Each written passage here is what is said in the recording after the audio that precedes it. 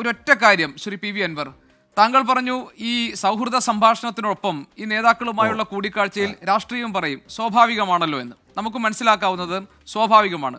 പക്ഷേ കടുത്ത രാഷ്ട്രീയം പറഞ്ഞു എന്ന് താങ്കൾ പറഞ്ഞു. അപ്പം ഞാൻ മനസ്സിലാക്കുന്നത് അവരുടെ ഭാഗമാകുന്നതിന് വിട്ടുവീഴ്ചയില്ലാത്ത തരത്തിൽ താങ്കൾ ചില ആവശ്യങ്ങൾ മുന്നോട്ട് വെച്ചിട്ടുണ്ടെന്നാണ്. അപ്പോൾ താങ്കളുടെ സീറ്റ് ഉൾപ്പെടെയുള്ള കാര്യങ്ങൾ അതിൻ്റെ ഭാഗമായിട്ടുണ്ടാകുമെന്നാണ്.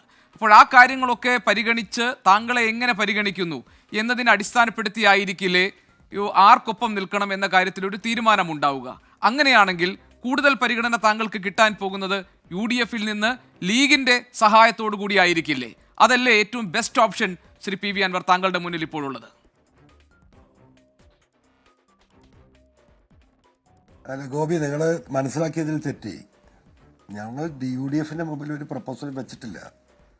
ഞാൻ പറഞ്ഞത് ദേശീയ പാർട്ടികളുമായുള്ള നമ്മുടെ ഇപ്പം നടക്കുന്ന ചർച്ചകളിൽ ദേശീയ പാർട്ടികളിൽ എന്ത് കാര്യങ്ങളാണ് ഞങ്ങൾ എക്സ്പെക്റ്റ് ചെയ്യുന്നത്, എന്ത് സപ്പോർട്ടാണ് അവരുടെ ഭാഗത്തുനിന്ന് പ്രതീക്ഷിക്കുന്നത്, അവർക്ക് ആ ചെയ്യുന്ന സപ്പോർട്ടിന് ആ പാർട്ടിക്ക് എന്ത് ഗുണം കേരളത്തിലുണ്ടാകും, ഈ കാര്യങ്ങളാണ്. അവരുമായിട്ടാണ് ഈ പറയുന്ന പ്രപ്പോസലിൻ്റെ ചർച്ച നടന്നിരിക്കുന്നത്. UDF അത്തരത്തിലുള്ള ഒരു ചർച്ചയിലേക്കും പോയിട്ടില്ല. ഈ പറയുന്ന DMK തന്നെ ഒരു പൊളിറ്റിക്കൽ പാർട്ടി ആയി വരുന്നേ ഉള്ളൂ. അതായി വരട്ടെ, അതിനുശേഷമല്ലേ മറ്റുള്ള ചർച്ചകൾ. അപ്പോൾ ഗോപി അത് തെറ്റിദ്ധരിച്ചതാണ്. നമ്മൾ അങ്ങനെയാണെങ്കിൽ ശ്രീ പി അൻവർ, ഞാൻ സമ്മതിക്കുന്നു. അങ്ങനെയാണെങ്കിൽ താങ്കൾ പറഞ്ഞത് ദേശീയ വിശാലമായ കാഴ്ചപ്പാടോടുകൂടി കാണണമെന്നാണല്ലോ. ഇപ്പോൾ DMK താങ്കൾ സമീപിച്ചു. പക്ഷേ DMK ഇപ്പോൾ താങ്കൾ പറഞ്ഞത് അതിനകത്ത് ചില ചരടുവലികളൊക്കെ നടന്നു. DMKയുമായിട്ടുള്ള ആ ഒരു കോൺടാക്ട് അങ്ങനെ നിലനിർത്താൻ കഴിഞ്ഞില്ല. പിന്നെ താങ്കൾ തൃണമൂൽ കോൺഗ്രസ് ഒരു ഓപ്ഷനായി വെക്കുന്നു. ഡെറിക് ഒബ്രിയോനെ പോലുള്ള നേതാക്കളെ താങ്കൾ കാണുന്നു, കൂടിക്കാഴ്ച നടത്തുന്നു. സമാജ്വാദി പാർട്ടി താങ്കളുടെ മുന്നിലുണ്ട്. ഇത് കേരളത്തിൽ മാത്രം ഇവർക്കൊക്കെ ഒരു സാന്നിധ്യം അറിയിക്കാൻ താങ്കളിലൂടെ കഴിയും എന്നാണോ അവർക്ക് താങ്കൾ കൊടുക്കുന്ന ഒരു ഉറപ്പ്? അതല്ല തൊട്ടടുത്ത അയൽ സംസ്ഥാനങ്ങളിലേക്ക് കൂടി, ഇപ്പോൾ തമിഴ്നാട്, കർണാടക, ഇവിടേക്കൊക്കെ ഇവരുടെ സാന്നിധ്യത്തെ വളർത്തി അവർക്കൊരു വലിയ ബേസ് ഉണ്ടാക്കി കൊടുക്കാൻ താങ്കളെ കൊണ്ട് കഴിയും? എന്തെങ്കിലും ഒരു ഉറപ്പ് കൊടുത്താലല്ലേ ശ്രീ പി വി അൻവർ ഈ ബാന്ധവമൊക്കെ യാഥാർത്ഥ്യമാകൂ. അപ്പോൾ ഒരു ഉറപ്പ് താങ്കൾക്ക് കൊടുക്കാൻ വേണ്ടേ? അപ്പോൾ താങ്കളെപ്പോലെ ഒരാൾക്ക് എന്ത് ഉറപ്പാണ് ഇപ്പോൾ തൃണമൂലിനായാലും സമാജ്വാദി പാർട്ടിക്കാണെങ്കിലും DMKക്കാണെങ്കിലും കൊടുക്കാനുള്ളത് കേരളത്തിൽ നിന്നുകൊണ്ട്?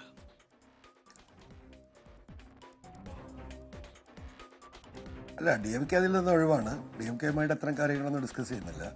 ഞാനതാ പറയുന്നത്, ഈ പറയുന്ന തമിഴ്നാടായാലും കർണാടക ആയാലും ഈവൻ ഗോവയായാലും നമ്മൾക്ക് എന്ത് ചെയ്യാൻ പറ്റും, എന്താണ് നമ്മുടെ കോണ്ടാക്ട്സ്, ആരൊക്കെയായിട്ടാണ് ഞാൻ സംസാരിച്ചിട്ടുള്ളത്, അതിൽ ആരൊക്കെയാണ് താല്പര്യം എന്നതിൻ്റെ ഒരു കൃത്യമായ ലിസ്റ്റ് നമ്മൾ കൊടുത്തിട്ടുണ്ട്.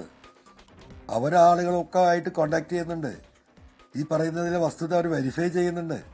അതൊക്കെ വെരിഫൈ ചെയ്തതിന് ശേഷം മതി എന്ന് തന്നെയാണ് നമ്മൾ പറഞ്ഞിട്ടുള്ളത്.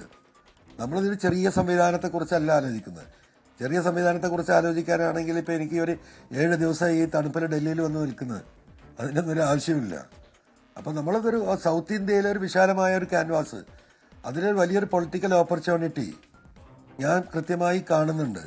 അത് നമ്മുടെ കാഴ്ചപ്പാടുകൾ, നമ്മൾ കണ്ടെത്തിയിരിക്കുന്ന കാര്യങ്ങൾ, നമ്മൾ സംസാരിച്ചിരിക്കുന്ന പൊളിറ്റിക്കൽ ലീഡേഴ്സ്, ഈ കാര്യങ്ങളൊക്കെ വളരെ കൃത്യമായി എന്താ പറയുക റെക്കോർഡ് ചെയ്ത് അതിൻ്റെ ഹാർഡ് ഡോക്യുമെൻ്റാണ് ഇവർക്കൊക്കെ കൊടുത്തിട്ടുള്ളത്.